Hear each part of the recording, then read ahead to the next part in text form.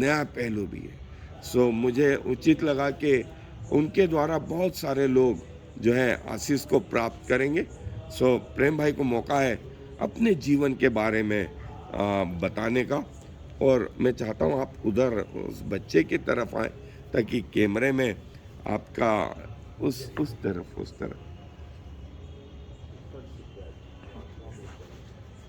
आप सीख जाएंगे मुझसे। यहाँ ठीक रहेगा वो सब। हाँ हाँ ठीक है, बिल्कुल ठीक है, आ रहा है।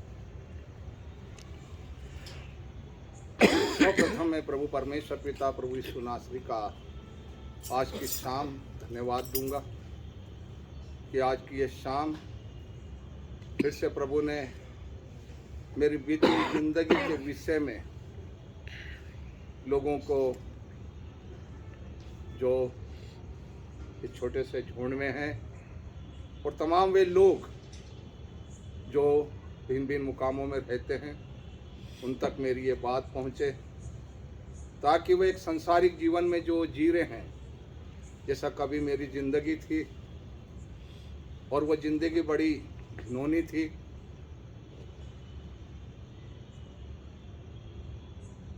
परंतु उस विषय के अंदर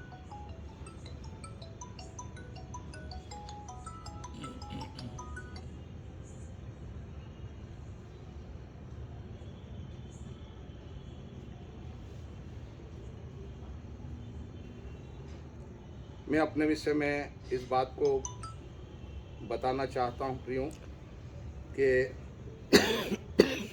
मैं एक मसीह परिवार के अंदर मेरा जन्म हुआ और मेरी स्कूल की शिक्षा हॉस्टलों में व्यतीत हुई। मैं सीतावां हॉस्टल में मैंने पढ़ाई किया। फिर उसके बाद मैंने 6वीं से 8वीं क्लास तक मसीह स्कूल खारवा में मैंने पढ़ाई करा, और 9वीं से 11वीं तक मैंने सरकारी स्कूल में अपनी पढ़ाई किया। परंतु जब मैं मसीह स्कूलों में पढ़ा, वहाँ मुझे प्रभु यीशु मसीह की शिक्षा के विषय में मुझे शिक्षा प्राप्त हुई और मैं प्रभु के नाम में बढ़ता गया। प्रभु के नाम को मैं समझता गया, सीखता गया। और चूंकि जब मैं खारवा में पढ़ाई करता था तो हमारे स्कूल के अंदर 1 घंटे का ये विषय भी होता था कि हम बाइबल के पवित्र वचन को सीखें।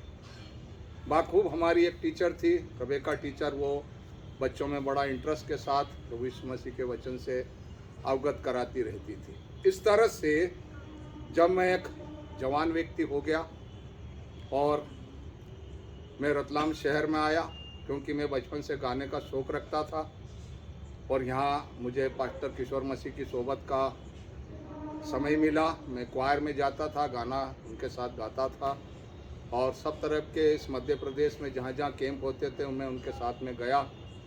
और गाने के साथ साथ में रेडियो स्टेशन जयपुर में आनंद चौधरी साहब की स्टूडियो तक भी मैं गाने के लिए गया। और उस समय में मसीह यीशु के अंदर एक व्यवहारिक, जैसे क्रिश्चियन परिवार में एक व्यक्ति पैदा होता और उसमें बढ़ता है और उसमें चलता रहता है, कुछ मेरा भी ऐसे ही अंदाज था। पर एक व्यवहारिक तौर से मैं प्रभु यीशु मसीह को जानता था कि प्रभु यीशु मसीह एक सामर्थ्य है, इस विषय को मैं नहीं जानता था। और इस सिलसिले में बढ़ता गया, प्रभु के साथ जुड़ता गया, चलता रहा। फिर एक दौर आया कि मैंने शादी किया, बाल बच्चे हुए, और उस दौर तक भी प्रभु ने मुझे बड़े विचित्र स्तर से, मेरी कोई नौकरी नहीं थी और मैं अपना एक छोटा मोटा व्यवसाय करता था, मजदूरी करता था। और मुझे पत्नी मिली थी, मेरी जीवन संगनी श्रीमती उषा मसीह, जो मुझे मार्गदर्शन हमेशा करती रहती थी, प्रभु में बढ़ाने का यत्न भी करती थी। और इस तरह से मेरा पारिवारिक जीवन चल रहा था। और इस तरह से वो समय में प्रभु के साथ जुड़ा हुआ था, प्रभु का अनुग्रह मुझ पर होता था। परंतु ये सारी बातें व्यवहारिक तक थी मेरे। प्रभु क्या है, प्रभु मुझे क्या कर सकता, प्रभु मुझे किस तरह से काम में लाएगा, इस विषय को मैं इतना गंभीरता में से नहीं लेता था। जैसे कि आज परंपरागत बहुत से लोग प्रभु यीशु मसीह के नाम में इतवार के दिन चर्च में जाते थे, मैं भी जाता था। गाना बजाना, बाइबल पढ़ना, अध्ययन करना, ये सब कुछ था। परंतु वो बात नहीं थी जो परमेश्वर की सामर्थ हम में होकर काम करती थी। और इसी समय के अंदर सन 2000 का सन चल रहा था और उसके पहले मैंने 88 के अंदर मिशन हॉस्पिटल के अंदर साइकिल स्टैंड लगाया और साइकिल स्टैंड पे मैं काम करता रहा। और उस दौर के अंदर मिशन हॉस्पिटल के अंदर सब तरह के कौम के लोग भर्ती होते थे और वहाँ पर उन बीमारों के पास कई तांत्रिक आते थे, मांत्रिक आते थे, कई तरह के बाबा फकीर आते थे। उन बीमारों के लिए किसी तरह का गंडा ताबीज करते थे और उसी बीच में शैतान ने मुझे अपने अधिकार में लेना चालू किया। तब मैं धीरे धीरे मेरा मन शैतानी काम को सीखने के अंदर शैतान ने मुझे उभार लिया और धीरे धीरे मेरे संपर्क में हर तरह का मांत्रिक, तांत्रिक, यांत्रिक व्यक्ति मेरे साथ लगा रहा और मैं भी उनके साथ लगा रहा। और इस तरह से उनके साथ साथ में जैसे वे करते थे उस तरह से मुझे भी करना पड़ा। वो गांजा पीते थे, मैं भी पीता था। वे शराब पीते थे, मैं भी पीता था। वे और तरह के नशे करते थे। मैं ये चाहता था कि किसी न किसी तरह से वो जो उनके पास में जो शिक्षा है उसे मैं हासिल कर लूँ। और इस तरह से कई ऐसे बाबा फकीर मिले, कई ऐसे जादू करने वाले मिले, परंतु जहाँ पर चाहत रहती वहाँ पर कोई रास्ता बन जाता। मेरी भी चाहत थी कि मैं इस शिक्षा को सुनकर एक फेमस इंसान बन जाऊँ या बहुत कुछ मैं इससे हासिल कर लूँ, ये मेरी भावना रही थी। और ऐसे समय में कुछ लोग मेरे संपर्क में आए जो कि प्रगाढ़ता हासिल किए हुए थे, क्योंकि शैतान भी चाह रहा था कि मैं एक मसीह परिवार का बच्चा था। उसने एकदम मुझे भी अपने अधिकार में लिया। उन्होंने भी मुझे सिखाया और मैं पूरी ताकत से, पूरी दिल्लगी के साथ उन चीज़ों के अंदर संलग्न हो गया और सीखता गया। और वो सारी बातें जो अभी डॉक्टर साहब ने बताया उनके परिवार के एक सदस्य के विषय में कि वो आत्मा को बुला लेते थे, ये सारी क्रियाओं को मेरे को उसने सिखा दिया। और फिर ये सिलसिला मेरे घर के अंदर शाम को सुबह 6 बजे लोग बहुत इकट्ठे हो जाते और मुझे इस ज़िले से उस ज़िले से, इस कस्बे से उस कस्बे से, इस गांव से उस गांव से लोगों के अंदर इस बात के कि साहब ज़मीन खोदेंगे वहाँ से ये निकल जाएगा, वो निकल जाए, एक भाव ये था। दूसरा, इसी सिलसिले में कई लोगों की समस्या होती थी तो शैतान की ताकतों से उनकी समस्याओं का भी निदान हो जाता था। और मैं देखता था कि जो कुछ मैं करके उनके लिए करता था तो उनके लिए वो काम सब सफल हो जाता। और इस तरह से मेरे चारी तरफ, मेरे जैसे कल में चेला था ऐसे मेरे भी कई चेले बन गए। और गांव-गांव में, विलेज में किसी पशु को यदि दूध, क्योंकि ये भारतवर्ष के अंदर यदि कोई अच्छी भैंस हो गई तो किसी भी तरह का जानकार तानकर वाला जलन भाव के हिसाब से उसके दूध के ऊपर अपना जादू करके उसको ख़राब कर देता था। वो बंदा मेरे पास आता था, मैं कुछ करता था जो मुझे सिखाया गया था, उसके वो काम हो जाता था।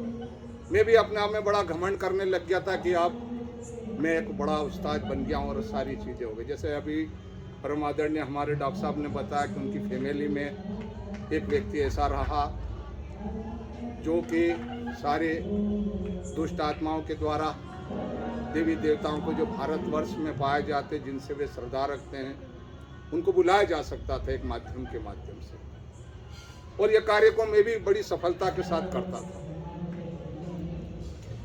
और इसी बीच के अंदर डॉक्टर बेंजामिन सन 2000 सन के अंदर लगभग शायद इसी संवत में वो आए थे और मैं मिशन हॉस्पिटल गेट पर काम करता था। और जब मैं ये सीख रहा था तो कोई 10 वर्ष हो गए मैं चर्च में जाना बंद हो गया था, क्योंकि मैं जानता था कि जो लोग प्रभु की बात करते हैं उनके मन में ये सब कुछ करते हैं, बाइबल की बात करते हैं, मगर उनकी ज़िंदगी को मैंने झांका और अपने आप से भी बातचीत किया तो मैं उस कसौटी को नहीं पाता था। तो मेरा मुँह भोंग इस बात से ही हुआ था। परंतु जब डॉक्टर बेंजामिन यहाँ आया तो मैं देखता था, रात की नाइट ड्यूटी करता था और मैं 6 बजे देखता था डॉक्टर साहब और उनका पत्नी सुबह की मॉर्निंग प्रेयर के अंदर जाते हुए मैं देखता। और मैं हमेशा देखता रहता है, हमारे हॉस्पिटल में डॉक्टर थे और मैं उनको देखता था कि ये प्रभु का एक अजीम दास है और सुबह सुबह उठ उठ के जाते हैं। फिर इनके 2 छोटे बच्चे हुए, कोई 1-1 वर्ष के भी नहीं होंगे और भी छोटे होंगे। तो मैडम एक बच्चे को उठाती थी, एक बच्चे को साहब उठाते थे और उस ठंडी के अंदर जाते थे। तो मैं बार बार यही देखता था कि ये बंदा कितना प्रभु के अंदर लीन है, और बहुत प्रभाव मेरा पड़ता रहा उनको। मैंने कहा ठीक है, मैं मेरी ज़िंदगी में है, वो उनकी ज़िंदगी में है, और हमें अपना के लिए अपना अपना काम देखना है। और इस तरह से समय गुजरता गया। और एक दिन ऐसा आया, शायद 2001 की बात होगी या 2 की बात होगी, डॉक्टर साहब के यहाँ कोई एक प्रोग्राम था और वे सारे क्रिश्चियन जवान बच्चों को और जो मॉर्निंग में लोग आते थे उनको उन्होंने इकट्ठा किया। क्रिसमस का वो टाइम था और लोग तो पूरा रतलाम मुझे जानता था, पूरा कैंपस मुझे जानता था कि ये व्यक्ति किस लाइन का है। तो मुझे इस बात की कोई तकलीफ भी नहीं थी, मैं अपनी दुनिया में मजे में था। परंतु जब भी डॉक्टर साहब मैंने स्टैंड खोलता और कभी इत्तेफाक डॉक्टर साहब चर्च जाते और कभी हॉस्पिटल में मेरा उनके सामने आमना सामना होता और वो कभी हमारे पास से गुजरते, तो मैं अपने अंतःकरण में ऐसा महसूस करता कि कोई ताकत मुझे छेद रही है। मैंने कहा ये क्या अजीब बात है, इतने लोग मेरे पास से गुजरते, फिर ये शख्स जब गुजरता है तो इसमें क्या हरकत है। तो फिर मैं समझ गया कि निश्चय ये प्रभु का दास है और कोई शक्ति इसमें से होकर मुझे चीर रही है। और एक वो दौर आया कि डॉक्टर साहब ने मुझे, उनको भी किसी ने बताया होगा क्योंकि ये चर्चा आम थी। फिर कई बार इस रतलाम शहर में पास्टरों के परिवार से जो गुप्त थे, मैं उनका नाम नहीं लेना चाहता हूँ, वे रात के अंधेरे में जहाँ हम इस कार्यों को अंजाम देते थे, हमारा जहाँ ठिया था, उनकी सांसारिक बातों के लेकर वो हमारे पास भी आते थे। पास्टर परिवार से जिनका इस मिशन के चारों तरफ बड़ा योगदान रहा, उनकी फैमिली के। और वही जैसे डॉक्टर साहब ने कहा, वो माध्यम को बुलाते, तो देवता आता, तो बदरू आती, तो सारी बातों का आइडिया देती कि ऐसा नहीं ऐसा करोगे तो तुम्हारा काम सफल हो जाए। और वाकई वो कार्य सफल हो जाता था। और इस तरह से एक मर्तबा यहीं के कैंपस के बच्चे शिकार करने गए और उनकी साइकिल चोरों ने उठा के एक नाले में डाल दिया। तो वे बड़े वहाँ ढूंढा ढूंढी करी, नहीं मिल पाई। तो एक ने मुझसे कहा यार आप उसके लिए कुछ करो। तब मैंने वही माध्यम अपनाया। उसने मुझे बताया कि फलाने नाले के अंदर पानी में पड़ी हुई है वो साइकिल। मैंने उन बच्चों को कहा, मैंने भाई जाओ और वहाँ तलाश करो और आपको मिल जाएगा। और वाकई मिल गई। फिर किसी का ये कान के टॉप्स घूम गए, एक लेडीज के, वो भी इसी कैंपस में रहती है, सही इस कैंपस में। वो उसका पिता मेरे पास आया कि भैया ऐसी बात है। तो मैंने कहा ठीक है, शाम को हम इसके ऊपर विचार करेंगे और ध्यान लगाएंगे। और जब ध्यान लगाया तो उसका जो बेटा था वो सारे दिन अपने जेब में लिए फिरता, उसको रुमाल में उसकी माँ का बंधा हुआ सामान। और जैसे रात होती 11-1 बजे उनके घर में लकड़ियाँ पड़ी थी, एक लकड़ी के नीचे वो छिपा देता।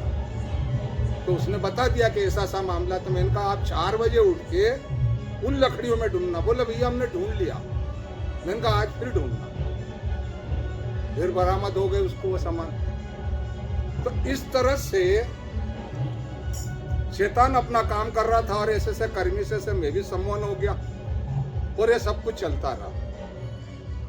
फिर इस बीच में डॉक्टर साहब ने मुझे बुला लिया। फिर एक दिन मैंने उसी बीच के उसके पहले दौर में मैंने कहा भाई अपनों ने सारे देवता जो भारत में जिसकी पूजा होती है अपन सबको बुलाने की ताकत रख रहे हैं और वो आ जा रहा है, क्यों ना जीसस क्राइस्ट को बुलाया। तो जीसस क्राइस्ट को जब बुलाया तो उसने बोला, उस देवता ने जो इस माध्यम से सारों को बुलाता, उस शक्ति ने बोले वो परमेश्वरों के परमेश्वर और प्रभुओं के प्रभु, संसार के रचनाकार हैं। जब मैंने इस बात को सुना तो मेरा सारी बातें मेरे दिमाग से झंझनाट करके सारी बातों के समक्ष बड़ा विचित्र लगा मुझे कि हाँ, मैंने अपने खुदा की चरणों को छोड़ के मैं एक ऐसी जिंदगी में चला है जिसको मैं जानता हूँ कि मुझे नरक में मिलेगी, नरक जाना पड़ेगा। और बहुत सारे और भी काम जो शैतानी काम है वो किए, जमीन का भी एक काम किया, वो भी एक काम सफल हुआ। उसी रात ये सारी बात हुई थी, मैंने उसको बुला के पूछ लिया था और वो काम भी हो गया था, हमारा लेन देन भी होने वाला था। उसी रात प्रभु ने मुझको छू लिया कि आज ही तेरा रात में प्राण मिल जाएगा, या तेरा एक बेटा यदि उसके ऊपर में, ऐसा मेरा कल्पना में हो रहा। प्रियो, वो समय मेरे लिए बड़ा कठिन रहा, पर प्रभु ने मुझे अपने पास आने का मौका दिया। तो मैंने अपनी परीक्षा करी। मैंने कहा, प्रभु आप जीवित है, और बोलते हैं बाइबल कहता है जीवित है। मैं जानता हूँ, लिखा हुआ है ऐसा। सट्टे वाला लोग मेरे साथ साथ बंधे हुए रहते थे, पूरे गांव का सट्टा मेरे पास आता था। 10,000 के 15,000 10,000 रोज का जुआ मेरे पास मेरे नाम से जाता था। और इस तरह से उस दिन 1,775 के ऐसी रकम वहाँ सट्टे में लगी। तब मैंने प्रभु से कहा, प्रभु यदि आप परमेश्वर हैं और आप कहते हैं कि मैं जीवित हूँ और मैं खोयों को ढूंढने और उनको बचाने आया हूँ, तो मैं ये सट्टे की दुकान में अब जा रहा हूँ, मेरे को इसके अंदर मत प्रवेश होने देना। यदि आप परमेश्वर, आप प्रियो यकीन करो या न करो, मानो या न मानो, ये सत्य बात बता रहा हूँ मैं आपको। जब मैंने उसमें पांव रखा सीढ़ी में, तो मेरा दूसरा पांव नहीं जा रहा। 2-3 बार ट्राई करा, मेरे मन में चल ही रहा था। और डॉक्टर साहब का प्रयत्न जो मेरे लिए उस समय हुआ था, तो वो दौर के साथ मैं इनके संगति में नहीं आया था, पर इनके घर गया था, मैं वहाँ प्रार्थना में शामिल हो गया था। उसके बाद ये आत्मा इस तरह से मुझे कचोटा था और प्रयत्न करा, मैं कामयाब ना हुआ। उसी रात मैंने प्रण कर लिया कि आज की ये तारीख, और उसके सुबह में एक बंदा आ गया। पहले उसकी भैंसों के साथ ऐसी हरकत होगी, मैंने कर दिया काम, वो ठीक हो गया। मेरा साला अभी स्वर्गलोक हो गया उसका। वो आया जड़वा सा पास में गांव में कि अपनी भैंस 8 किलो दूध दे रही है, और आज दूध निकाला तब ब्लड आ गया, तो कुछ करो। तो पहले करा था, हो गया था सब बढ़िया। मैंने कहा, यार भाई चुन्नी, आज जीवित परमेश्वर पिसा के पास में मैं एक आजमाइश करूंगा। तो मैंने प्रभु से कहा, प्रभु पूरे इलाके के लोग मेरे पास अपनी समस्या के लेकर आते हैं, और मैंने आज तक किसी से कोई रकम नहीं ली। मेरी एक दिलचस्पी थी, मैंने किसी से पैसा नहीं मांगा, कोई मेरे जेब में डाल गया वो अलग बात है। तो मैंने कहा, जा मैं प्रार्थना कर रहा हूँ, ये पानी ले जा, उस भैंस को धो देना, थन को धो देना, और यदि वो दूध दे दे तो तू रात को 8 बजे भी आके समाचार जरूर देना, मैं इंतजार करूँ। प्रभु से ऐसा बोल दिया था। अब वैसा करके चले गया, उसने वो काम करा। तो उसने कहा, आज तो दूध भी 8 किलो से ज्यादा दिया। रात को ही आया, रात को आके उसने मेरे साले को बताया कि वो आया था जड़वा सा एक आदमी जो पहले तुम्हारे घर आता था आपके पास। वो ऐसा बोल गया कि जा गुरुजी को बोल देना कि आज 8.5 किलो दूध दिया। मैं प्रभु में बड़ा प्रसन्न हो गया कि हाँ प्रभु, अब काम सही हो गया। इसी दौर के अंदर डॉक्टर मिस्टर चार्ल्स थे और बाबू भाई थे। ये नाइट यहाँ पर शाम को बाइबल अध्ययन करते थे, पर मैं उनकी ज़िंदगी को जानता था, वे जरूर अध्ययन करते थे। मगर वो जैसे पहले मैंने बताया कि वो सब एक व्यवहारिक था। वो मेरे साथ ही सट्टा वट्टा भी खेलते थे, बाबू नहीं खेलता था, चार्ल्स साहब खेलते थे। उनकी ज़िंदगी को भी मैं जानता था। और इस बीच के अंदर प्रियो, फिर मैं चर्च में जाने लगा, बाइबल अध्ययन करने लगा।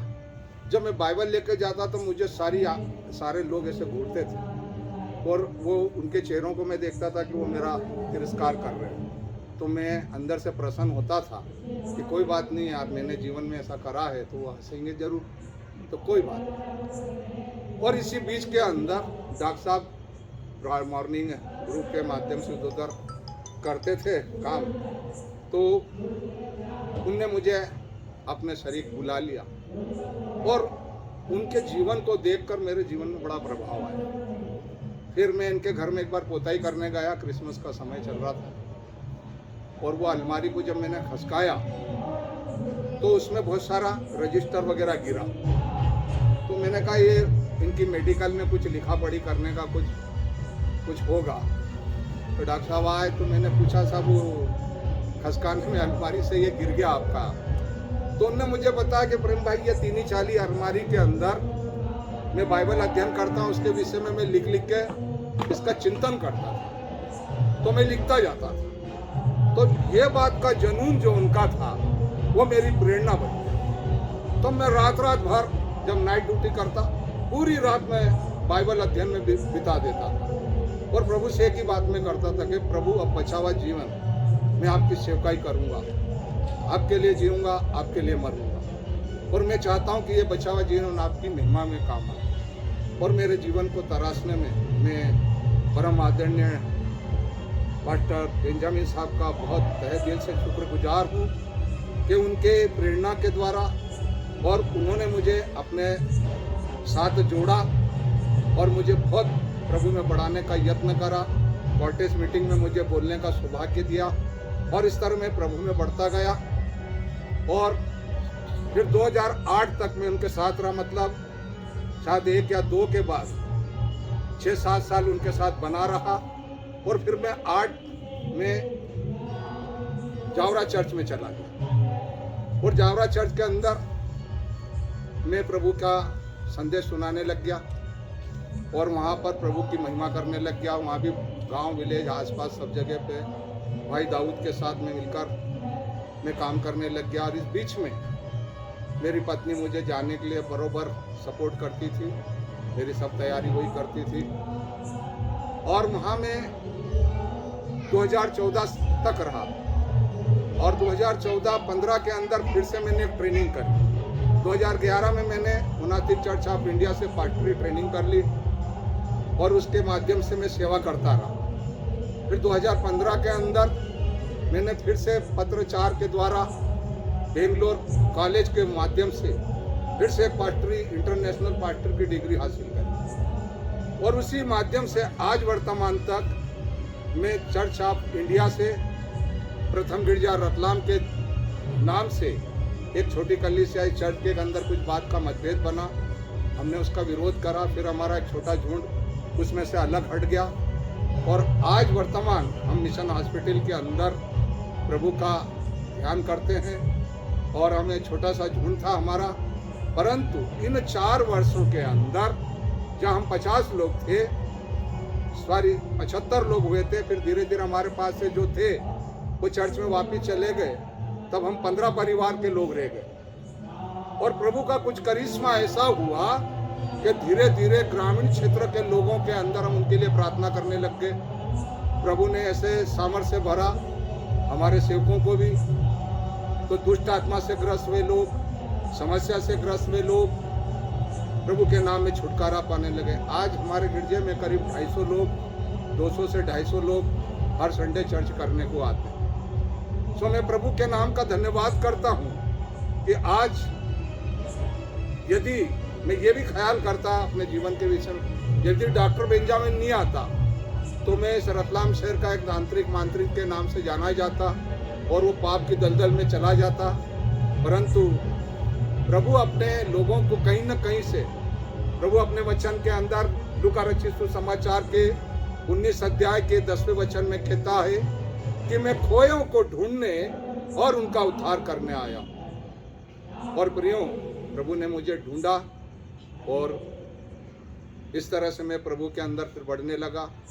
और ये जो कुछ मैं आज प्रभु के नाम से खड़ा होकर ये गवाही दे रहा हूँ, ये दूसरा मौका ऐसा मुझे मिला। एक मौका हम पिपलोद गए थे डॉक्टर साहब के साथ में, जब ये मौका मुझे उनके माध्यम से वहाँ पर प्राप्त हुआ। जब कोई कम से कम 2000 की 1500-2000 की पब्लिक पूरे गांव के लोग थे, वहाँ ये सौभाग्य मुझे मिला और एक अच्छी मीटिंग हुई। 8 दिन वहाँ रहे और बहुत लोगों को प्रभु का अनुग्रह परमेश्वर के वचन के द्वारा, इस टीम के द्वारा प्राप्त हुआ। सो मैं खुदा के नाम में परमेश्वर पिता का शुक्रगुजार होता हूँ, साथ में डॉक्टर साहब का शुक्रगुजार होता हूँ कि उन्होंने मुझ जैसे एक पापी व्यक्ति को तराशा और इस योग्य बना दिया कि आज मेरे सुबह से शाम से अभी जो ये फ़ोन 2-3 आए थे, आपने घंटियाँ सुनी, ये सब ज़रूरतमंद थे। कोई किस समस्या से था, कोई कहाँ से था, जो रतलाम के विलेजों में था, गुजरात से है, राजस्थान से और बेंगलोर से है और आपके हरियाणा से है, ऐसे कई जगहों से लोग जिनको मैं नहीं जानता, पर वो नंबर के हिसाब से प्राप्त हुआ और प्रभु अपना काम कर रहा है। ये मेरा कोई घमंड नहीं है, मैं उस परमेश्वर पिता प्रभु यीशु पर घमंड करता हूँ जिसने ये बात बोली कि मैं बातों में नहीं परंतु सामर्थ हूँ। और मैं अपने सब प्रियों से ये बात कहना चाहूँगा कि हम प्रभु के वचन को जो हमारे को यहाँ मिलता है, समय सीखने का मौका मिलता है, ये हमारा सौभाग्य है कि हम परमेश्वर को यहाँ पहचानते हैं, जानते हैं और यहाँ प्रभु के दास लोग समय समय पर और यहाँ पर एकत्रित होते हैं। हम लोग सुनते, पर इसको व्यवहारिक न ले प्रियो। ये छोटा सा जीवन हमें प्रभु ने दिया है, इसी में हमें अनंत जीवन कमाना है। हम निश्चय ही जब ऐसे मौके आते हैं, हम उंगली उठा के दूसरे का ख्याल करते हैं, देखो धर्मी बन रहा, देखो ऐसा बन रहा, देखो वैसा बन रहा। मैं बाइबल उठा के जाता था, लोग मेरी बहुत ठिठोली करते थे, पर मैंने धैर्य न छोड़ा और मैं जानता था कि जो मैंने बोया वही काटना है। परंतु आज मैं प्रभु का धन्यवाद करता हूँ और प्रभु ने जैसे प्रभु के दास डॉक्टर बेंजामिन ने बहुत से वचनों से द्वारा मुझे तराशा, मैं उनका भी शुक्रगुजार होता हूँ। और वो एक अक्सर एक बात को बोलते थे जो कि प्रकाशित वाक्य में पाई जाती है, वो आयत कि हमारी गवाही से और यीशु के लहू से जब हम गवाही देते हैं तो हमारी गवाही, जहाँ तक हमारी आवाज़ जाती है और जो लोग सुनते हैं उन लोगों के मन में एक उत्साह पैदा होता है। और जब हम गवाही देते हैं प्रियो, तो शैतान हारता है और शैतान हमारे साथ में पास में खड़ा रहता है, वो बारंबार हमें खींचने की कोशिश करता है।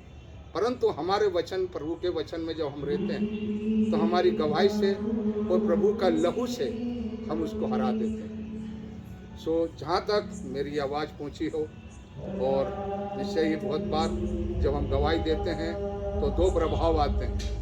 कई लोग उस गवाही के द्वारा आशीष पाते हैं, कई बार वो गवाही के बाद लोग एक ठिठोली भी करते हैं कि देखो 100 बिल्ली हज को चले खा के चूमे। तो ये बातें संसारिक, इससे हमको घबराना नहीं चाहिए। और आज प्रभु की दया से मैं प्रभु के अनुग्रह में पाया जाता हूँ, ये मेरा भरोसा है, विश्वास है। और जब तक मैं इस धरती पर रहूँगा प्रभु की महिमा करता रहूँगा। और एक छोटे से गिरजे के साथ में प्रभु की महिमा में लीन हूँ और प्रभु की महिमा को कर रहे हैं हम सब मिलके। और एक बड़ी बेदारी इस क्षेत्र के अंदर प्रभु के नाम का प्रचार हो रहा है और कई तरह से धमकियाँ भी आती, कई तरह से विरोध भी आता है। परंतु इसके बावजूद भी प्रभु ऐसे कठिन समय में हमें स्थिर रखता है।